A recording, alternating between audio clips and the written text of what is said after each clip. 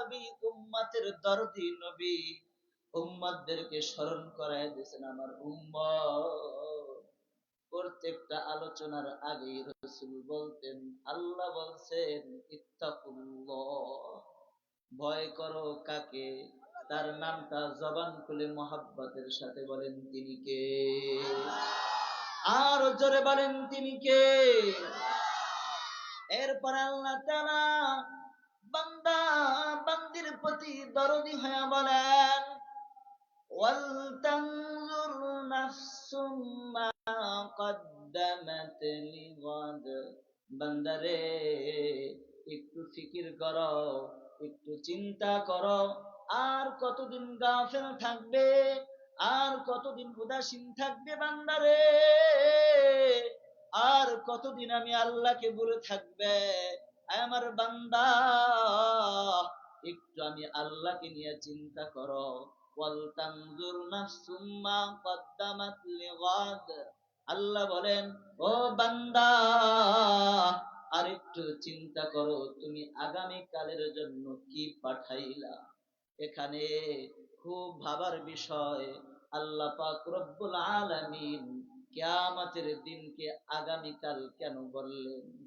মুফাসসিরিন ইকরাম বলেন যে গোটা পৃথিবীর জিন্দেগিটা, হায়াতে জিন্দেগিটাকে একেবারে পৃথিবীর শুরু লগ্ন থেকে নিয়ে শেষ পর্যন্ত, যেদিন ইসরাফিল আলাইহিস সালাম সিংহায় ফুৎকার দিবেন, কিয়ামত কায়েম হয়ে যাবে, পৃথিবীর এই হাজার হাজার বছরকে, এই পুরা হায়াতের দুনিয়ার হায়াতটাকে আল্লাহ তাআলা আখিরাতের তুলনায় একটা দিন বা একদিনের অর্ধেক হিসাব করেছেন। তাহলে অত্যন্ত ভাবার বিষয়, খুব খেয়াল করে শুনেন যে পুরা দুনিয়ার এই জিন্দেগি, পুরা দুনিয়ার এই সময়টাকে আল্লাহ তাআলা আখিরাতের তুলনায় একদিন বা একদিনের কিছু অংশ বুঝাইতে চেয়েছেন। এজন্য বলছেন যে এটা হলো, এই দুনিয়ার পুরা জিন্দেগিটা হলো একদিন, আর তার পরের দিন হলো আগামীকালের দিন, মানে পরকালের দিন। তাহলে দুনিয়ার পুরা জিন্দেগিটা হলো একদিন বা একদিনের কিছু, আর বাকি আখিরাতের জিন্দেগি যখন শুরু হবে তার আর কোনো শেষ নেই। আমার কথা কি আপনারা বুঝতে পেরেছেন? এজন্য আখিরাতের জন্য কিছু দরকার, কিছু করার দরকার আছে না নাই? তাহলে আখিরাতে কারা সফল হবে? যারা পাক্কা ইমানদার, তারা সফল হবে, ঠিক কিনা? পাক্কা ইমানদার কারা জানা দরকার আছে না নাই?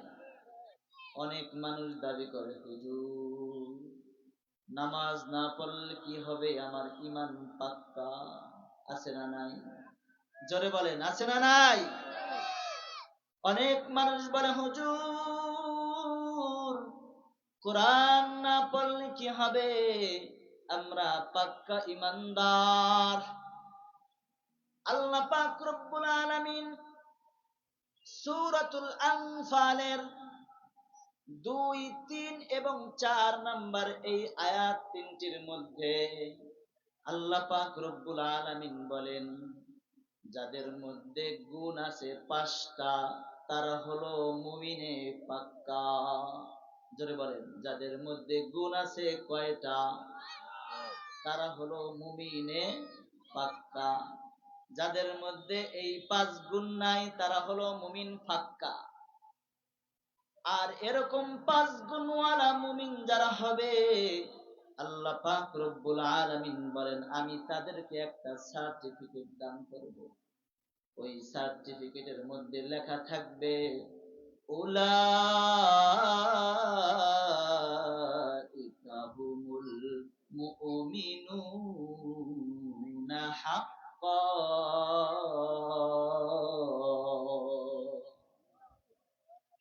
আল্লাহ পাক রব্বুল আলামিন বলেন, ওরে গোলাম খুব ভালো করে বুঝো, দুনিয়ার অনেক মানুষ খাঁটি মুমিন দাবি করে, কিন্তু খাঁটি মুমিন কারা? কারা পাক্কা মুমিন?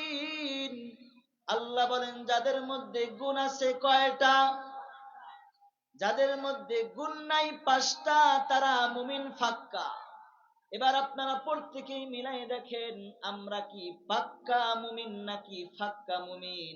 আমাদের ঈমান কি পাকাপোক্ত নাকি একেবারে ফাঁকা? এরপরে আল্লাহ পাক রব্বুল আলামিন বলেন, এই 5টা গুণ যেই মুমিনের মধ্যে থাকবে, আমি আল্লাহ তাদেরকে 3টা পুরস্কার দিব। জোরে বলেন কয়টা? আরো জোরে, জোর হয় না কা? হয়েই যাবে, আপনাদের আওয়াজ নাই। তাহলে সর্বমোট কথা হলো 9টা পয়েন্টে। এই অল্প সময়ের মধ্যে খুব মনোযোগ সহকারে শুনবেন ইনশাআল্লাহ। গুণ লাগবে কয়টা? আল্লাহ তাআলা তাহলে সার্টিফিকেট দিবেন কয়টা? পুরস্কার দিবেন কয়টা? 3টা। 5টা গুণ যার মধ্যে থাকবে, আল্লাহ তাআলা তাকে একটা সার্টিফিকেট দান করবেন। সেই সার্টিফিকেটের মধ্যে লেখা থাকবে, উলাইকা হুমুল মুমিনুনা হাক্কা, এরা হলো পাক্কা ঈমানদার, এদের ঈমানের মধ্যে কোনো ভেজাল নাই। আর যার মধ্যে এই 5টা গুণ না থাকবে, এরা হাক্কা ঈমানদার, এদের ঈমান নাই, পরিপূর্ণ মুমিন তারা হইতে পারবে না। আর আল্লাহ তাআলা তাদেরকে 3টা পুরস্কার দিবেন। আগে কি পুরস্কারের কথা শুনবেন নাকি আগে গুণগুলোর কথা শুনবেন? আগে লাভ শুনেন, কারণ লাভ শুনলে ওই লাভ অনুযায়ী মানুষ আমল করতে চায়। নাম্বার 1, 1 নম্বর লাভ যেটা হবে, আল্লাহ বলেন, লাহুম দারাজাতুন ইনদা রাব্বিহিম ওয়া মাগফিরাতুন ওয়া রিজকুন কারীম।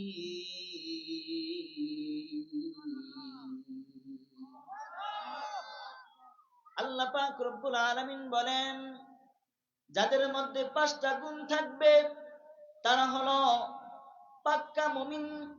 তাদেরকে আমি আল্লাহ তাআলা একটা সার্টিফিকেট দিব, মুমিনের সার্টিফিকেট। আর তাদেরকে 3টা পুরস্কার দিব। 1 নম্বর পুরস্কার, লাহুম দারাজাতুন ইনদা রাব্বিহিম, ওই সমস্ত 5 গুণওয়ালা মুমিনের জন্য তাদের রবের নিকট রয়েছে দারাজাত, উঁচু মর্যাদা। এই দারাজাতের তাফসীর মুফাসসিরিন ইকরাম বলেন, দারাজাত আই জান্নাত, তাদের জন্য রয়েছে জান্নাত। 1 নম্বর পুরস্কার। নাম্বার 2 নম্বর পুরস্কার বলে, ও মুমিন বান্দা, দুনিয়াতে 5টা গুণ কত কষ্ট করে অর্জন করেছ, এজন্য 1 নম্বর পুরস্কার রাখেছি জান্নাত। কিন্তু এই জান্নাতে যদি যাইতে চাও, নাপাক শরীর নিয়ে যাইতে পারবা না। কিন্তু তোমরা তো গুনাহগার। আল্লাহর নবী বলেন, আলা কুল্লুকুম রাইন ওয়া কুল্লুকুম মাসউলুন আন রাইয়াতিহি, কুল্লুকুম খাত্তাউন ওয়া খায়রুল খাত্তাইন আত-তাওয়াবিন। আল্লাহর নবী বলেন, ও আমার উম্মত, তোমরা তো প্রত্যেকটা মানুষ গুনাহগার। কি বলেন, গুনাহ নাই কোন মানুষ এখানে আছেননি? হাত তুলে দেখান। ওই যে আল্লাহর এক বান্দা পাওয়া গেছে, মাশাআল্লাহ, মাসুম। ও এমনিও মাসুম, ওর গুনাহ নাই, কারণ ও বুঝছে ওয়াজ। কারণ ও তো ছোট, ওর তো নেকি আর বদি এখনো লেখাই শুরু হয় নাই, ঠিক না? এজন্য ওই হলো বুঝছে যে ওর কোনো গুনাহ নাই, এজন্য ও হাত তুলছে। তো বলতেছিলাম যে সবার গুনাহ আছে, এজন্য আল্লাহ তাআলা 5 গুণওয়ালা মুমিনকে 3টা পুরস্কার দিবেন। 1 নম্বর পুরস্কার হলো তাকে দিবেন জান্নাত। জোরে বলেন, তাকে কি দিবেন? আরো জোরে বলেন, তাকে কি দিবেন? আরো জোরে না বললে কিন্তু আমি বলবো না। এই যুবকরা জোরে বলুন, 1 নম্বর পুরস্কার কি? আরো জোরে বলেন কি? এই জান্নাতে যাইতে চাননি, তাহলে আল্লাহ বলেন বান্দারে, ওরে গোলাম, যদি জান্নাতে যাইতে চাও, তোমরা তো গুনার কাজ করো, গুনাহ করলে গুনাহগার ব্যক্তিকে আমি আল্লাহ জান্নাত দিব না। তাহলে আল্লাহ কি করবেন? বলে বান্দা তো 5টা গুণ অর্জন করছে, আল্লাহ ওয়াদা দিয়েছেন তাকে জান্নাত দিবেন, কিন্তু এদিকে বান্দা গুনার কাজ করছেন, তাহলে আল্লাহ জান্নাত দিবেন কিভাবে? আল্লাহ বলেন গোলাম রে, শুনো শুনো, এই 5টা কাজ যদি তুমি করো, এই 5টা গুণ যদি তুমি অর্জন করতে পারো, 2 নম্বরে আমি আল্লাহ তোমার জন্য পুরস্কার রেখেছি, ওয়া মাগফিরা, আমি আল্লাহ তোমার জন্য ক্ষমার পুরস্কার রেখেছি। বলেন সুবহানাল্লাহ। সুবহানাল্লাহর আওয়াজ হইল না, এতে মনে হয় আপনারা খুশি হন নাই। খুশি হইছেন? তাহলে আরেকটু জোরে বলেন সুবহানাল্লাহ। তাহলে 2 নম্বর পুরস্কার পেয়ে আপনারা খুশি হবেন তো? কারণ আল্লাহ তাআলার কাছে বান্দার সবচেয়ে বড় চাওয়া আর পাওয়া হইতেছে ক্ষমা। সেই পুরস্কার যদি আল্লাহ দিয়ে দেন, তাহলে ওই 5টা কাজ আপনারা করতে রাজি আছেন না নাই? কারা কারা রাজি আছেন হাত তুলে দেখান। আল্লাহু আকবার। আপনারা এই 5টা কাজ করবেন তো তাহলে ইনশাআল্লাহ? মনোযোগ দিয়ে শুনবেন তো?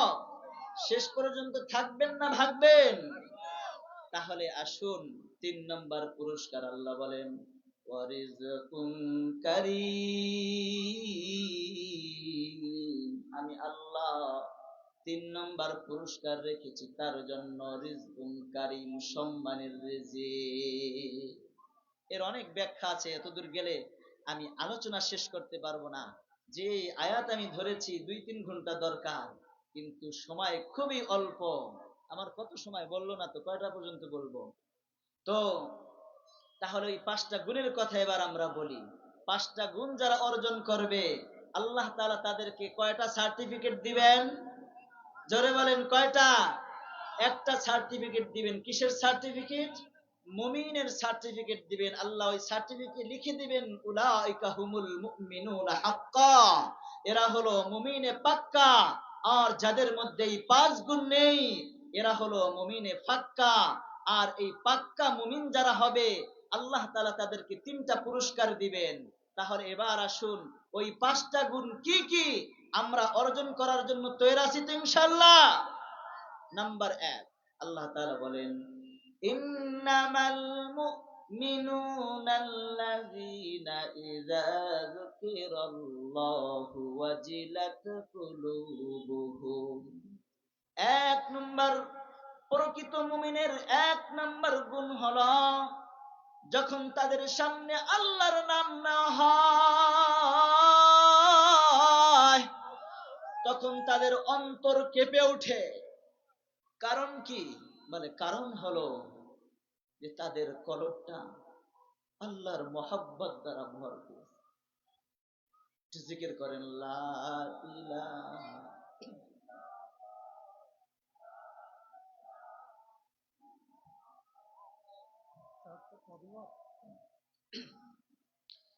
তো বলতেছিলাম নাম্বার 1 নাম্বার হলো প্রকৃত মুমিন যারা, তাদের সামনে যখন আল্লাহ তাআলার নাম লওয়া হয়, তখন তাদের অন্তর আল্লাহর মহব্বতে, আল্লাহর ভালোবাসায় প্রকম্পিত হয়ে ওঠে, ভীত সন্ত্রস্ত হয়ে ওঠে।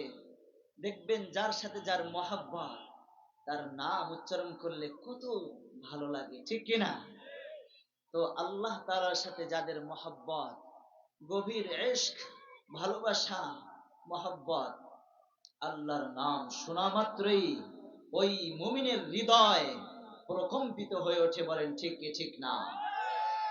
যখন মসজিদের মিম্বার থেকে আল্লাহর নাম শোনা যায়, আল্লাহু আকবারের ধ্বনি যখন তার কানে বেজে ওঠে, সঙ্গে সঙ্গে তার দিলটা প্রকম্পিত হয়ে নামাজের জন্য প্রস্তুত হয়ে কাজ বাজ সব কিছু বন্ধ করে নামাজের জন্য তৈরি হয়ে যায়। বলেন ঠিক কি ঠিক না? এর একটা ঘটনা বললে আরো সুন্দরভাবে বুঝবেন। বলবো আব্দুল্লাহ ইবনে মুবারক রাহমাতুল্লাহি আলাইহির ঘটনা।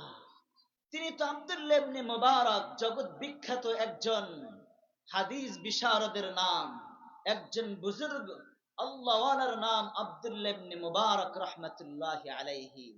পক্ষান্তরে তার বাড়ির পাশে ছিল এক কামার, যে লোহার কাজ করত। বলে গরিব মানুষ ছিল। এই মানুষটার ভিতরে আল্লাহ পাক রব্বুল আলামিনের কত মহব্বত আর ভালোবাসা ছিল দেখেন। আব্দুল্লাহ ইবনে মুবারক রাহমাতুল্লাহ আলাইহি মারা গিয়েছেন। মারা যাবার পরে তৎকালীন জামানার এক বুজুর্গ স্বপ্ন দেখতেছেন যে তিনি আল্লাহর জান্নাতে চলে গিয়েছেন, দেখতেছেন বড় ভালো আছেন। তো জিজ্ঞাসা করলেন, আব্দুল্লাহ ইবনে মুবারক, তুমি তো জান্নাতের মধ্যে আছো, বড় সুখে আছো। বলে হ্যাঁ, তবে শোনো, আমার বাসার পাশে যে কামার ছিল, এই কামার আমার থেকেও বড় জান্নাত পাইছে। বলেন সুবহানাল্লাহ। উনি সকাল বেলায় ওই কামারের বাড়ি চলে গিয়েছেন। পর্দার আড়াল থেকে তার বিবিকে বলছেন, আম্মা জান, আপনার স্বামী একজন কামার। বলে হ্যাঁ, আমার স্বামী কামার, কিন্তু আমি তো স্বপ্নে দেখলাম আপনার স্বামী আব্দুল্লাহ ইবনে মুবারকের চেয়েও বড় জান্নাতটা পাইছে। কারণ কি, কি আমল এমন ছিল যে বড় জান্নাত পাইল? বিবি তখন বলতেছেন, আমার প্রাণের স্বামীকে আমি বড্ড কাছের থেকে দেখেছি। আমার প্রিয় ভাইয়ের, এখানে একটা কথা, যে ব্যক্তি তার বিবির কাছে সবচেয়ে ভালো, উত্তম, আল্লাহ তাআলার কাছেও ওই ব্যক্তি সবচেয়ে দামি। এখন আমরা বুকে হাত রেখে বলি তো, কে তার বিবির কাছে উত্তম? এজন্য রাসূল বলছেন, যার আখলাক সুন্দর, কিয়ামতের ময়দানে এই ব্যক্তির আমল সবচেয়ে বেশি ভারী হবে। এবং সুন্দর আখলাক ছাড়া মানুষ জান্নাতে যাবে না। লা ইয়াদখুলুল জান্নাতা ইল্লা হুসনুল আখলাক। এজন্য আমরা আমাদের আখলাককে সুন্দর করব, পরিবারের সাথে ভালো ব্যবহার করব। তো বলতেছিলাম, তার বিবি বলতেছে, শুনেন, আমার স্বামীকে বড্ড কাছের থেকে দেখেছি। আমার স্বামীর ভিতরে আল্লাহ পাকের গভীর মহব্বত, ভালোবাসা ছিল। বলে কেমন ভালোবাসা? আল্লাহর নাম শোনা মাত্রই তার কলবের মধ্যে এক প্রকম্প সৃষ্টি হয়ে যেত। বলে আমার স্বামীকে বড্ড কাছের থেকে দেখেছি। যখন মসজিদের মিনারে আজান হয়ে যেত, স্বামী আমার অপর দিকে চুলার পারে বসে বসে লোহা পিটাইত। এদিকে মসজিদে আজান হয়ে গেছে। বলে আমার স্বামীর হাতুড়ি যদি এরকম কাঁধের উপরে থেকেছে, আজান কানে যাওয়ার সাথে সাথে, আল্লাহর নাম কানের মধ্যে ঢোকার সাথে সাথে, স্বামী আমার ওই হাতুড়টাকে আর সামনের দিকে আনে না। আল্লাহর নাম শোনা মাত্রই তার অন্তরটা, তার হৃদয়টা ভয়ে, আল্লাহর মহব্বতে, আল্লাহর সামনে দাঁড়াবো। কিভাবে দাঁড়াবো? এই গুনাহগার হৃদয় নিয়ে, এই গুনাহযুক্ত কলব নিয়ে মালিকের সামনে কিভাবে দাঁড়াবো? এই ভয়ে আমার স্বামীর অন্তরটা প্রকম্পিত হয়ে যেত। হতে পারে এই আমলের কারণে স্বামী আমার আব্দুল্লাহ ইবনে মুবারকের চেয়েও বড় জান্নাত পেয়েছে। আরেকটা আমল ছিল আমার স্বামীর। 2 নম্বর আমল ছিল, বলে আব্দুল্লাহ ইবনে মুবারক রাতের বেলায় তার বিল্ডিং এর ছাদে বসে বসে দাঁড়িয়ে দাঁড়িয়ে নামাজ পড়তেন। গরমের সময়, গ্রীষ্মকালে মৃদু হাওয়া আসতো, ঘরের মধ্যে প্রচন্ড গরম ছিল। এজন্য আব্দুল্লাহ ইবনে মুবারক সাদা পাগড়ি পরে, সাদা পোশাক পরিধান করে ঘরের ছাদে নামাজ পড়তে থাকতো। অপরদিকে স্বামী আমার গরমের দিনে প্রচন্ড গরমের কারণে দিনের বেলায় কাজ করতে পারতো না, এজন্য রাতের বেলায় তিনি চুলার পারে গিয়ে কামারের কাজ করতেন, হাতুড়ি দিয়ে লোহা পিটাইতেন। ওই আমার স্বামী, আমার প্রাণের স্বামী যখন আব্দুল্লাহ ইবনে মুবারকের কোরআনে কারীমের তেলাওয়াত তার কানে ওই বাতাসে ভেসে আসতো, তখন স্বামী আমার আফসোসের কারণে, ব্যথার কারণে দু চোখ বেয়ে তার পানি পড়তো আর কাঁদতো আর বলতো, ও মালিক, মালিক রে, তুমি আমারে কামার বানাইছো, ফরজ নামাজের পরে জীবিকা অন্বেষণ করা তুমি আমার জন্য ফরজ করেছো, এজন্য আমি কাজ করতেছি। আমি যদি আব্দুল্লাহ ইবনে মুবারকের মতো সচ্ছল হতাম, মালিক রে, আমি কামার এখন চূড়ার পারে থাকতাম না, আমি কামার এখন তোমার কদমে সিজদা দিয়া থাকতাম। ওই যে যখন আল্লাহর নাম তার কানের মধ্যে যাইতো, এজন্য প্রকৃত মুমিনের এক নাম্বার গুণ, ইন্নামাল মুমিনুনাল্লাযীনা ইযা যুকিরাল্লাহু ওয়াজিলাত কুলুবুহুম। এক নম্বর গুণ, যখন আল্লাহর নাম শুনে, আজান শুনে, কোরআনে কারীমের তেলাওয়াত শুনে, তখন আল্লাহর নাম শোনা মাত্রই তার অন্তরটা আল্লাহর গভীর ইশক, মহাব্বত আর ভালোবাসায় অন্তর কেঁপে উঠে। নাম্বার দুই, প্রকৃত মুমিনের দুই নম্বর গুণ, আল্লাহ বলেন, ওয়াইযা তুলিয়াত আলাইহিম আয়াতুহু যাদাতুহুম ঈমানাও ওয়া আলা রাব্বিহিম ইয়াতাওয়াক্কালুন।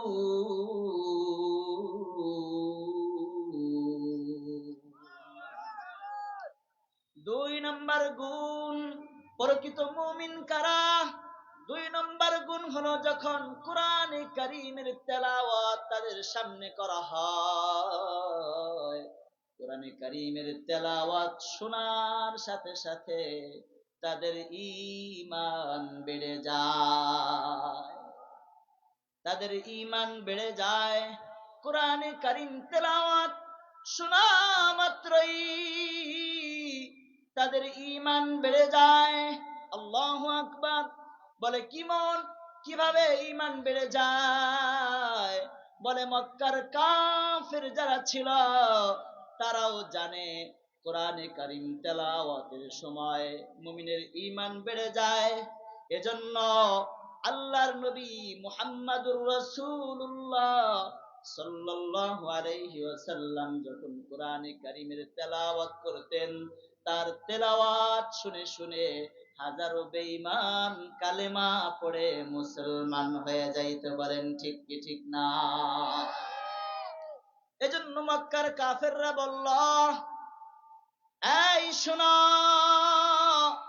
ওখানে একটা পাগল আছে মুহাম্মদ নামে পাগল, এই পাগলের কাছে কেউ যাবে না। কারণ কাফেররা ভালো করে বুঝতো কোরআনের তেলাওয়াত শোনার সাথে সাথে কাফেরও মুমিন হয়ে যাবে। এজন্য তারা বলল যে আমরাও নতুন একটা কোরআন আবিষ্কার করে কোরআন তেলাওয়াতের ব্যবস্থা করি, তাহলে মুহাম্মাদের কাছে মানুষ যাবেও না, ঈমানদারও হবে না।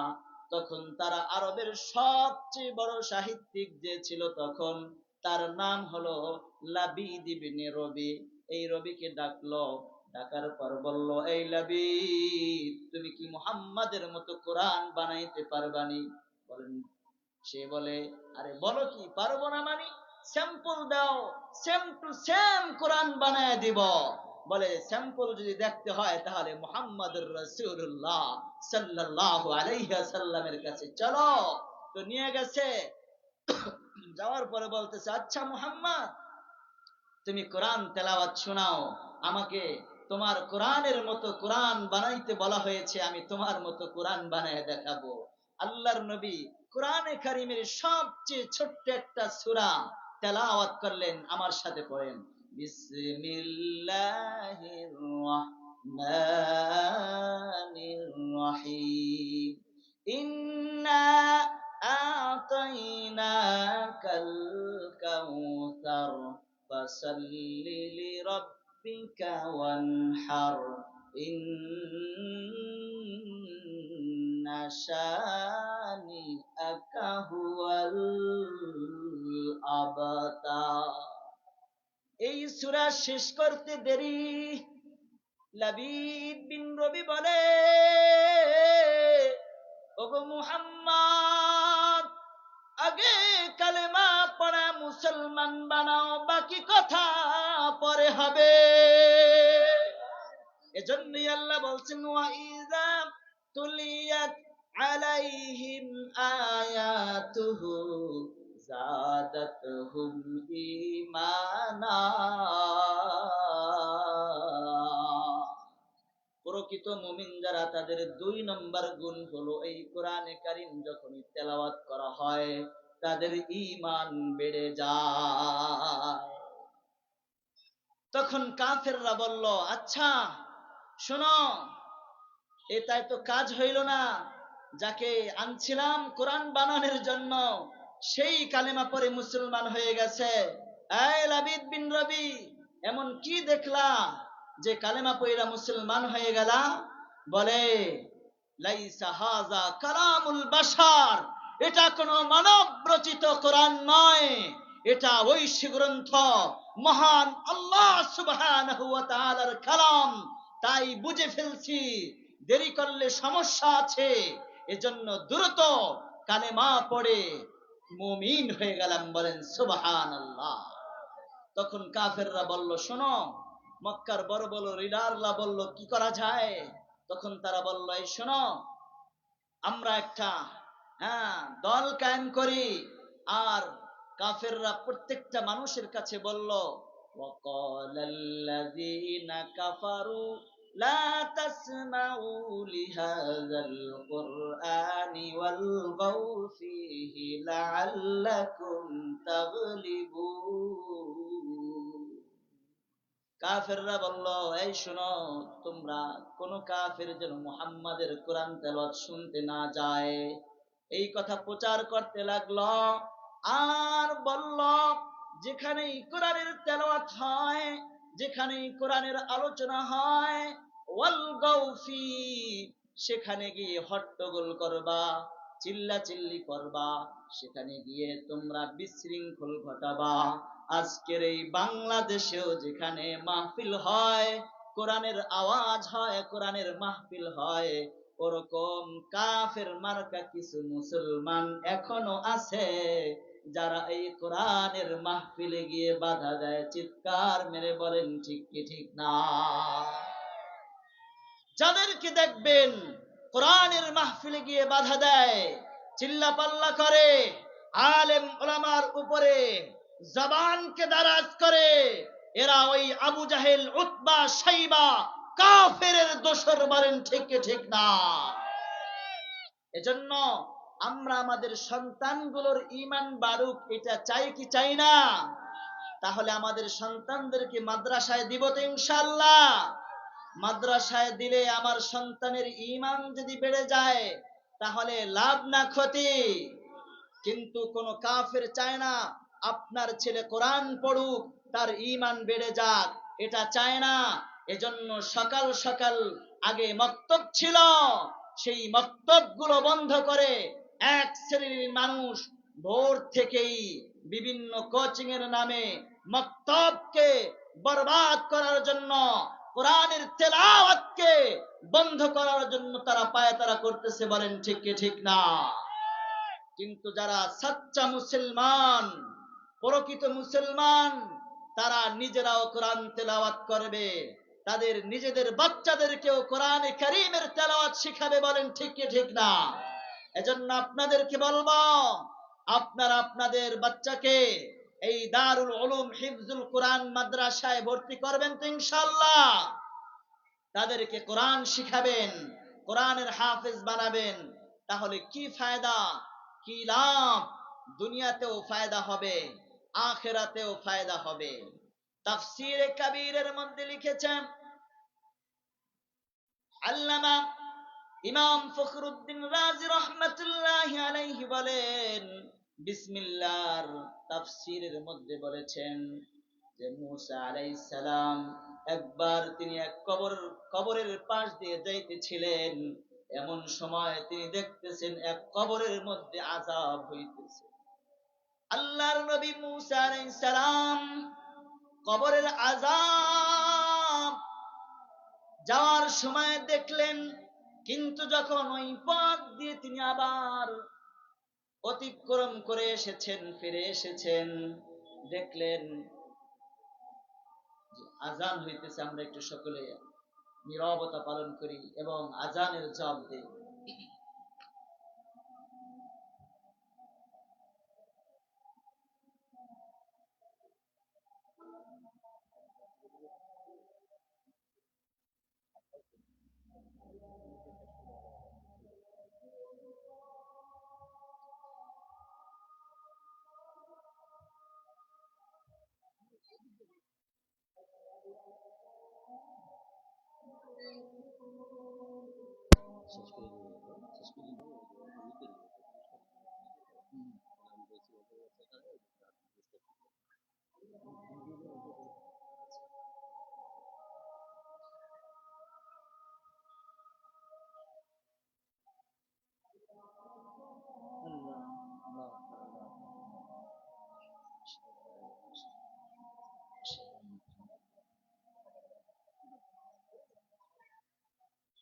لا حول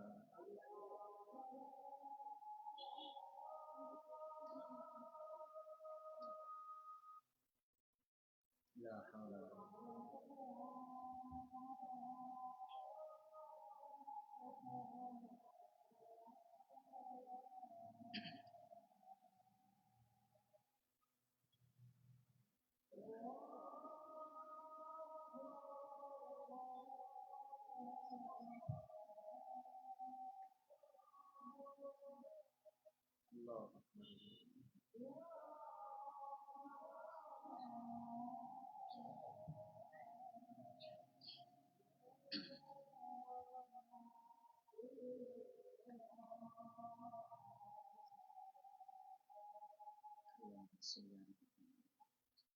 اللهم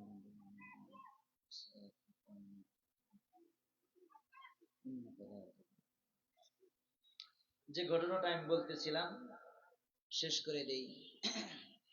তো মূসা আলাইহিস সালাম আল্লাহ তাআলার কাছে বললেন, আল্লাহ, যাবার পথে দেখলাম আযাব হচ্ছে, আসার পথে দেখলাম আযাব বন্ধ হয়ে গিয়েছে, তো কারণ কি? তো আল্লাহ তাআলা বলেন, শোনো, এই ব্যক্তির একটা ছেলে ছিল, সে ওসিয়ত করে গিয়েছিল এই ছেলে বড় হলে মাদ্রাসায় দিবা। তো ছেলে বড় হয়ে গিয়েছে, আজকে তাকে প্রথমে মাদ্রাসায় ভর্তি করা হয়েছে, আর সে প্রথমে সবক নিয়েছে বিসমিল্লাহির রহমানির রহিম।